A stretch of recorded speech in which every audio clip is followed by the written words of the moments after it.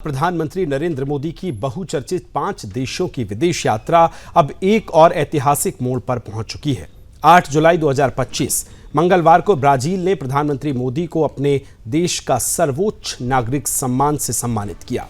आपको बता दें, यह सम्मान Grand Collar of the National Order of the Southern Cross के नाम से जाना जाता है। यह ब्राजील का सबसे बड़ा नागरिक सम्मान है जो विदेशी राष्ट्राध्यक्षों को दिया जाता है। इसकी शुरुआत वर्ष 1822 में हुई थी। प्रधानमंत्री नरेंद्र मोदी को यह सम्मान ब्राजील के राष्ट्रपति इनासियो लूला डी सिल्वा ने भविष्य में भव्य समारोह के रूप में प्रदान किया। वास्तव में यह केवल एक सम्मान नहीं है, बल्कि भारत और ब्राजील के रिश्तों में आई गहराई, वैश्विक मंच पर भारत की भूमिका और प्रधानमंत्री मोदी के नेतृत्व क्षमता का अंतर्राष्ट्रीय स्तर पर हुआ स्वीकार है। आपकी जानकारी के लिए यह भी बता दें कि इससे पहले 16 जून 2025 को प्रधानमंत्री मोदी को साइप्रस ने भी अपने देश का सर्वोच्च नागरिक सम्मान Grand Cross of the Order of Makarios तृतीय के रूप में सम्मानित किया था। अब बात ब्राजील दौरे की करते हैं। प्रधानमंत्री मोदी की यात्रा 2 हिस्सों में बटी रही। पहला हिस्सा था ब्रिक्स सम्मेलन में भागीदारी, तो दूसरा द्विपक्षीय संबंधों को नई दिशा देना। ब्रिक्स सम्मेलन में प्रधानमंत्री मोदी ने कई अहम मुद्दों पर भारत की स्पष्ट और मजबूत भूमिका रखी। उन्होंने पर्यटन, पर्यावरण, जलवायु संकट, स्वास्थ्य प्रणाली और वैश्विक दक्षिण की चुनौतियों पर खुलकर अपनी बात रखी। प्रधानमंत्री मोदी ने बहुपक्षीय संस्थाओं पर सुधार की जरूरत पर जोर दिया। उन्होंने कहा कि ब्रिक्स देशों के मिलकर वैश्विक गवर्नेंस में संतुलन लाने की दिशा में काम करना हमको चाहिए। आपको बता दें कि प्रधानमंत्री नरेंद्र मोदी ने ब्रिक्स देशों के बीच व्यापार में स्थानीय मुद्राओं के इस्तेमाल को बढ़ावा देने और डिजिटल पब्लिक इंफ्रास्ट्रक्चर यानी डीपीआई के साझा उपयोग पर भी बल दिया।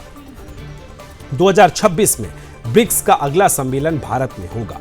प्रधानमंत्री नरेंद्र मोदी ने सभी सदस्य देशों के राष्ट्राध्यक्षों को भारत आने का आमंत्रण दिया है और कहा कि भारत इस सम्मेलन को सर्वजन हिताय दृष्टिकोण से आगे ले जाएगा। अब बात उस ऐतिहासिक क्षण की जब प्रधानमंत्री नरेंद्र मोदी ब्रासीलिया पहुंचे तो भारतीय समुदाय और ब्राजील के लोगों ने उनका सांस्कृतिक और गरिमामयी स्वागत किया।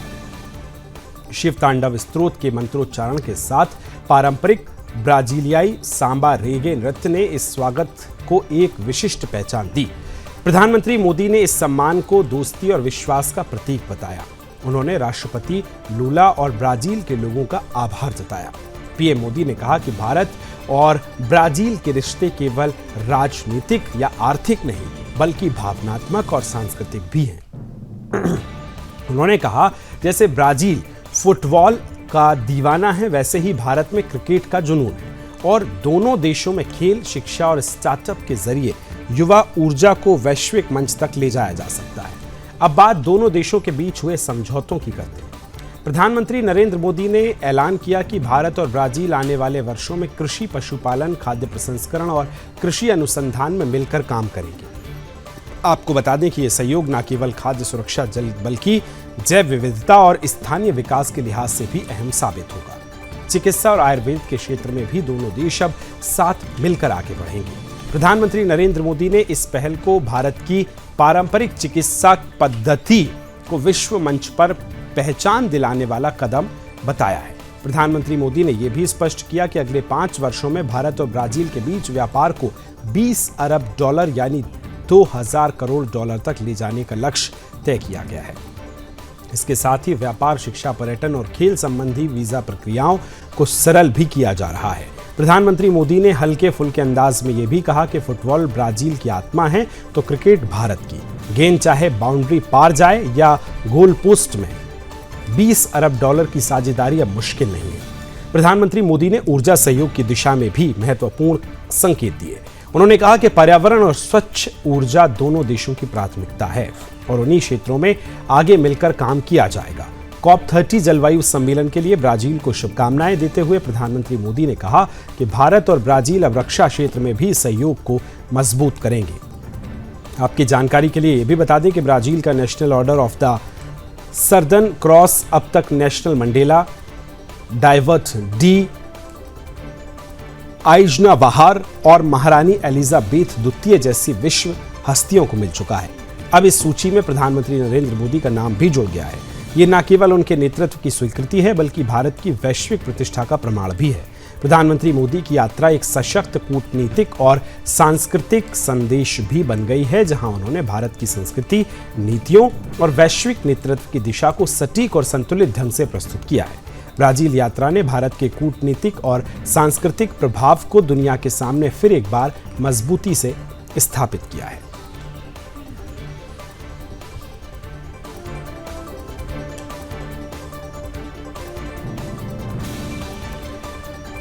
प्रधानमंत्री नरेंद्र मोदी आज अपनी बहुप्रतीक्षित अफ्रीका यात्रा के तहत नामीबिया पहुंचे। यहां राजधानी विंडहोक एयरपोर्ट पर प्रधानमंत्री का राजकीय स्वागत किया गया और गार्ड ऑफ ऑनर भी प्रदान किया गया। आपको बता दें कि प्रधानमंत्री मोदी की यात्रा अफ्रीकी देशों के साथ भारत के रणनीतिक संबंधों को और मजबूत करने के उद्देश्य से की जा रही है। इससे पहले वो घाना, त्रिनिदाद और टोबैगो, अर्जेंटीना और ब्राजील की सफल यात्रा पूरी कर चुके हैं। वास्तव में नामीबिया पहुंचते ही प्रधानमंत्री मोदी का जोशपूर्ण और सम्मानजनक स्वागत किया गया। एयरपोर्ट पर नामीबिया सरकार के उच्च अधिकारियों ने भारतीय राजदूतों और रक्षा दल के प्रधानमंत्री का स्वागत किया। इसके बाद उन्हें गार्ड ऑफ ऑनर दिया गया, जो किसी भी विदेशी राष्ट्र अध्यक्ष के लिए सर्वोच्च सम्मान भी होता है। आपकी जानकारी के लिए ये भी बता दें कि भारत और नामीबिया के बीच रणनीतिक, रक्षा, ऊर्जा और जैव विविधता संरक्षण के क्षेत्र में कई अहम समझौते की भी संभावना है। खास तौर पर चीता पुनर्वास परियोजना में दोनों देशों की भागीदारी को एक नई दिशा मिल सकती है। प्रधानमंत्री की इस यात्रा को भारत अफ्रीका साझेदारी में नए युग की शुरुआत माना जा रहा है। मोदी की इस यात्रा के दौरान स्वास्थ्य, शिक्षा, रक्षा, टेक्नोलॉजी और जलवायु परिवर्तन जैसे क्षेत्रों में सहयोग को लेकर वार्ता होने की संभावना है। साथ ही प्रधानमंत्री विंडहोक विश्वविद्यालय में भारतीय प्रवासी समुदाय को भी संबोधित कर सकते हैं। भारत और नामीबिया के ऐतिहासिक संबंधों को देखते हुए यात्रा दोनों देशों की सांस्कृतिक, राजनयिक और आर्थिक रिश्तों को नई ऊंचाई पर ले जा सकती है। प्रधानमंत्री की यात्रा अफ्रीका में भारत की एक्ट ईस्ट अफ्रीका नीति और वैश्विक दक्षिण के प्रति प्रतिबद्धता का हिस्सा मानी जा रही है। इससे पहले प्रधानमंत्री को ब्राजील में सर्दन क्रॉस का सर्वोच्च सम्मान मिल चुका है और अब अफ्रीकी धरती पर उनकी मौजूदगी एक नई वैश्विक कूटनीति दिशा का संकेत दे रही है।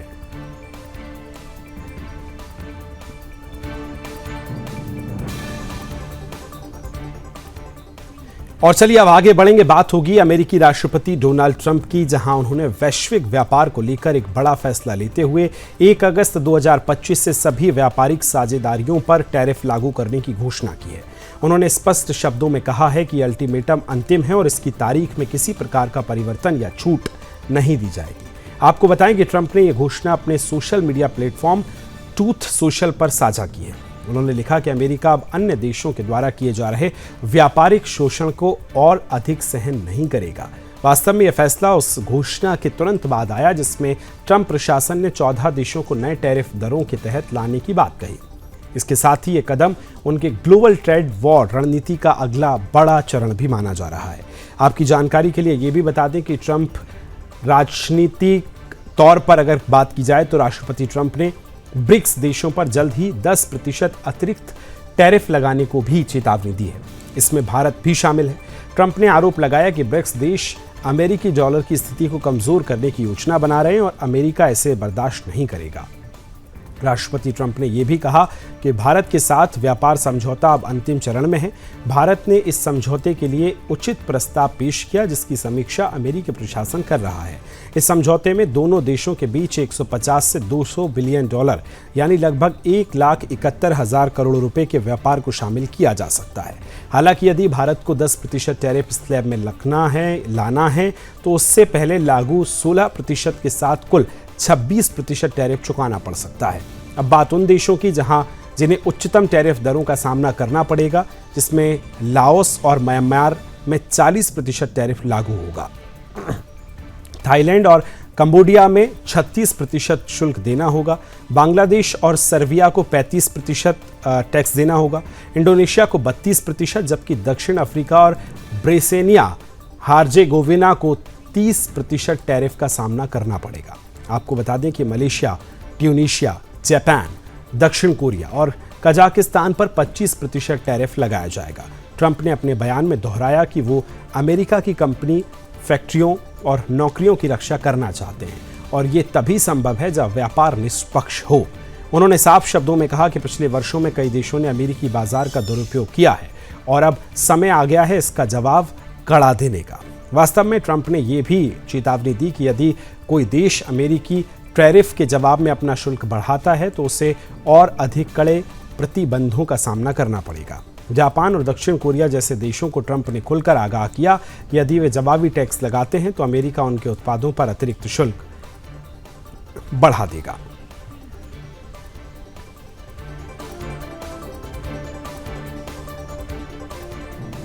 तो आपने समझा कि किस तरह से इस पूरे टैरिफ वॉर में नए नए पड़ाव देखने को मिल रहे हैं। अब बात करेंगे रूस की राजनीति से एक और चौंकाने वाली और रहस्यमयी खबर सामने आई। राष्ट्रपति व्लादिमीर पुतिन के पूर्व परिवहन मंत्री रोमान स्टारोबोइट सोमवार को संदिग्ध परिस्थितियों में मृत पाए गए हैं। उनकी मौत ठीक उसी दिन हुई जिस दिन उन्हें अचानक उनके पद से हटा दिया गया था। आपको बता दें कि राष्ट्रपति पुतिन ने सोमवार को बिना कोई कारण बताए रोमान स्टारोबोइट को परिवहन मंत्री पद से बर्खास्त कर दिया था। उनकी जगह उप मंत्री आंद्रेई निकितीन को नया परिवहन मंत्री नियुक्त किया गया था और कुछ ही घंटों के बाद स्टारोबोइट की लाश ओडेंटसोवो में उनकी कार से थोड़ी दूरी पर एक झाड़ी में मिली थी। स्टारोबोइट के शरीर पर गोलियों के निशान मिले हैं। स्थानीय मीडिया के मुताबिक जब उन्हें बर्खास्तगी की खबर मिली तब वे मॉस्को के पास थे और खबर मिलते ही उन्होंने खुद को गोली मार ली, ऐसी खबरें भी बताई जा रही हैं। यानी पहली नजर में यह पूरा मामला आत्महत्या का माना जा रहा है। रूस की जांच समिति की अधिकारी स्वेतलाना पेंट्रुको ने एक बयान में कहा कि घटना की जांच शुरू कर दी गई है और फिलहाल इसे आत्महत्या ही दिशा में देखा जा रहा है। वास्तव में स्टारोबोइट की बर्खास्तगी और फिर अचानक मौत ये सब सवालों के घेरे में है, क्योंकि ये रूस में कोई पहली घटना नहीं है जब किसी वरिष्ठ अधिकारी की बर्खास्तगी के तुरंत बाद संदिग्ध हालातों में मौत हुई हो। आपकी जानकारी के लिए यह भी बता दें कि स्टारोबोइट 2018 से 2023 तक कुरुक्षेत्र के गवर्नर रहे थे और वहीं से जुड़े भ्रष्टाचार के आरोपों को लेकर उनकी बर्खास्तगी की अटकलें लगाई जा रही हैं। 2022-23 में क्षेत्र को आवंटित धन के दुरुपयोग की बात भी सामने आई थी। रूस में ये कोई नई बात नहीं है जहां सरकार या राष्ट्रपति पुतिन के खिलाफ खड़े होने वालों या फिर सत्ता की आंख में चुभने वालों की मौतें रहस्य बन जाती हैं। इससे पहले वैगनर ग्रुप के प्रमुख येवगेनी प्रिगोजिन का मामला भी ऐसा ही था, जो पुतिन के करीबी से विद्रोही बन बैठे थे। उन्होंने रूस के मिलिट्री नेतृत्व के खिलाफ बगावत की थी और 2 महीने बाद उनका विमान संदिग्ध रूप से क्रैश हो गया था। उससे पहले विपक्षी नेता एलेक्सी नेवेलिनी का नाम भी सबको याद है, जो पुतिन के सबसे प्रमुख आलोचक थे।